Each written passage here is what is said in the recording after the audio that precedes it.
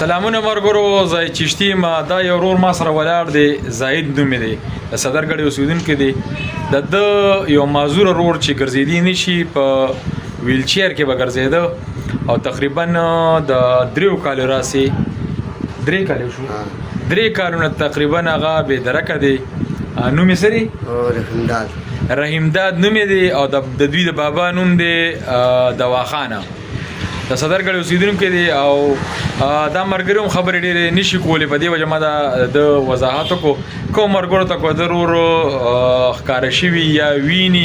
په خپو باندې شلي ګرځېدي نشي خبرې هم صحیح نشي کولی او تصویر هم به تاسو پر سکرین باندې کتلی شئ دا